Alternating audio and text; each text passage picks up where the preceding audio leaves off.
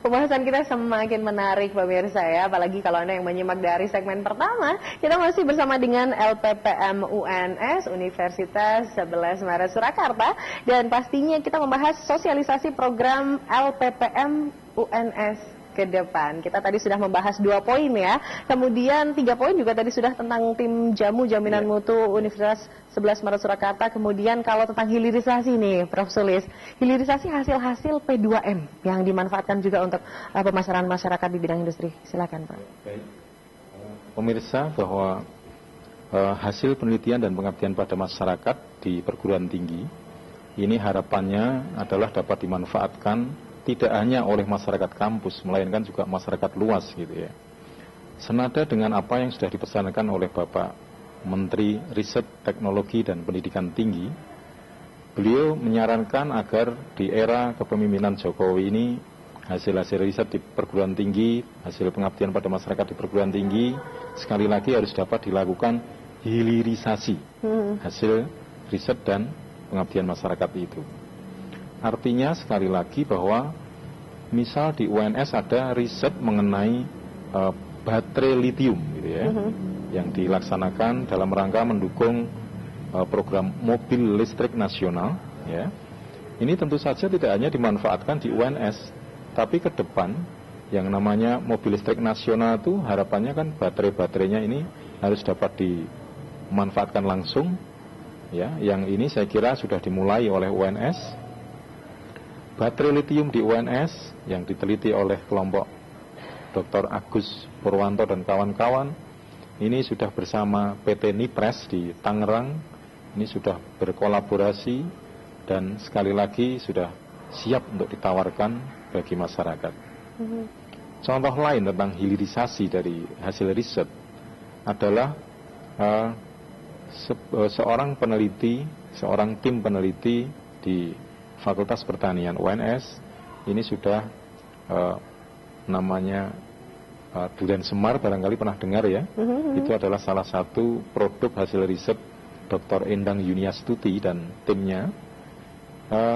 Varietas durian semar ini memiliki karakteristik yang istimewa, di mana rasa duriannya sangat enak, kemudian warnanya kuning yang menarik itu, kemudian dengan biji yang relatif kecil dibanding yang lain. Nah ini sudah juga kita lakukan hilirisasi. Hasil riset Dr. Endang Yuniastuti dan kawan-kawan ini sekarang sudah diminta oleh wilayah Ngerambe di Ngawi ya, untuk ditanam secara besar-besaran di sana. Juga di Gunung Pati Semarang ya, kita juga merambah Gunung Pati ceritanya ya, bahwa di daerah sana di Gunung Pati itu ada 40 hektar tanah yang oleh masyarakat sengaja diserahkan kepada LPPM UNS untuk ditanami varietas semar tersebut gitu. Beberapa hasil termasuk hasil pengabdian pada masyarakat yang didanai oleh berbagai sumber. Hasilnya juga bisa dilihat sebagai bentuk misalnya guci yang warnai batik dicetak melalui lukisan gitu, yang saya kira ini sangat menarik.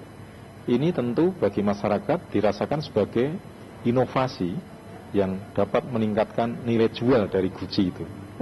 Gerabah atau guci yang selama ini kita kenal tidak diberi warna batik. Nah, teman-teman peneliti dan pengabdi di LPPM UNS ini sudah mencoba memberi inovasi ini, sehingga selain masyarakat juga memperoleh hasil inovasi dari periset dan pengabdi di LPPM UNS, mereka juga sekaligus dapat meningkatkan harga jual dari produknya, sekaligus ujung-ujungnya tentu saja meningkatkan kesejahteraan masyarakat itu sendiri.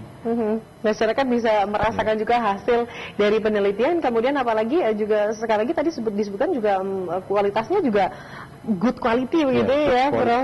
Baik. Kemudian yang ada hubungan dengan kualitas. Nah, ini dia nih, saya ke Dr. Arin ya. Karena poin kelima kita adalah peningkatan kualitas dan kuantitas artikel, apalagi di dalam jurnal internasional terindeks Scopus. Baik, Mbak. Saya kira UNS punya visi ke depan tahun 2030, kita dikenal oleh dunia internasional, kita bertaraf internasional. Kita dalam setiap langkah kegiatan selalu menuju ke sana. Ya. Sebagai contoh untuk Green Metric ya, jadi tingkat bagaimana UNS, hijaunya UNS dengan pohon-pohon ini kita sudah ranking 6 Mbak. Kemudian LPPM sendiri, kita sebagai LPPM mandiri kita sudah ranking 6 juga ya.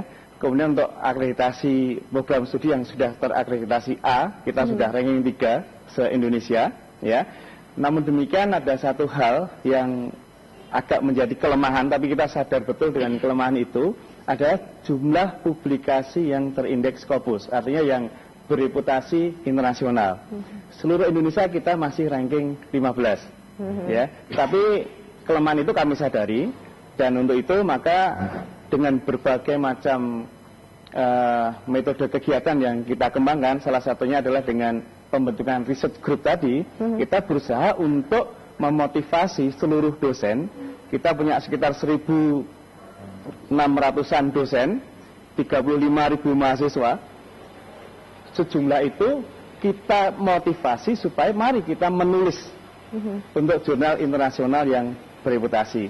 Untuk itu bukan tidak main-main Mbak, kami mencanangkan yang namanya productive or flourish, ya, one publication a year. Jadi dituntut semua sivitas akademika, terutama dosen dan mahasiswa itu untuk menulis jurnal publikasi, baik tentunya tingkatannya masing-masing, yang mampu internasional silahkan, nasional silahkan, tapi paling tidak satu publikasi setiap tahun. Dengan demikian bukan tidak mungkin dalam waktu dekat, kira-kira yang ranking 1 tadi yang untuk publikasi adalah 4.000 jurnal internasional. Kami sangat-sangat optimis ya, untuk tahun ini kita akan menambah sekitar 500-600 jurnal internasional.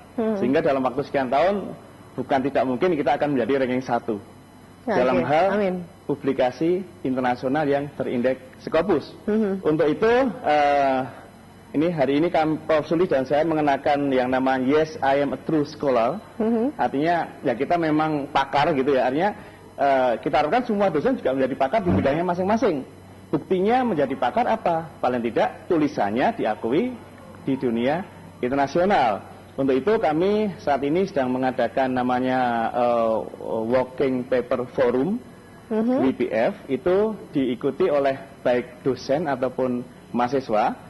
Pagi tadi barusan kami memulai yang namanya Working Paper Forum yang diikuti oleh 231 mahasiswa S1 sampai S3. Ini bukan main antusias dari mahasiswa. Agendanya apa saja itu tadi dalam agendanya? Jadi setiap mahasiswa atau dosen juga sebenarnya, dosen kita namakan klinik jurnal. Ya. Jadi para dosen atau mahasiswa kita berikan motivasi untuk membuat tulisan hasil karya ilmiah mereka, kemudian kita dampingi. Bahkan mulai dari penterjemahan pun bisa kita dampingi sampai menyesuaikan dengan format-format yang standar internasional. Sampai kita dampingi terus memilih jurnal yang tepat. Ya, jurnal sendiri sekarang kan ada jurnal predator jurnal, Mbak. Artinya jurnal itu bagus tapi ternyata tidak diakui oleh pemerintah karena status predatornya tadi. Ya, ada jurnal yang tidak terindeks Scopus. Jadi yang kita harapkan kita dampingi untuk memilih jurnal yang betul-betul bereputasi sampai publish. Ya, menarik sekali ya. Ya, sehingga ya kalau kita kan 230 misalnya 10% aja kita sudah punya 23 untuk tahun ini. Ya. Di samping itu Mbak, kami juga merencanakan tahun ini ada 7 forum ilmiah internasional, konferensi internasional yang proceedingnya kita indekkan dalam yang terindeks Scopus ya, dalam publisher yang terindeks Scopus. Dari situ disyaratkan oleh universitas paling tidak ada 25 paper yang berafiliasi UNS. 25 kali 7 ya bisa kita hitung sendiri. Makanya dari Bapak Rektor saya cukup optimis bahwa 600 publikasi akan kita capai tahun ini. Tapi bukan main bagaimana menggerakkannya ini Pak. Jadi merubah paradigma yang dosen itu hanya mengajar, sekarang betul-betul harus go internasional. Iya. Oke, baik. Aduh, kita benar lagi mau seru-serunya, tapi kayaknya harus jeda lagi, nggak kerasa gitu ya. Oke, ternyata hanya tersisa satu segmen terakhir, pemirsa. Tapi tenang saja, masih ada yang akan kita bahas tentang sosialisasi program LPPM UNS Universitas 11 Maret Surakarta ke depan. Kita lanjut setelah jeda pariwara berikut ini.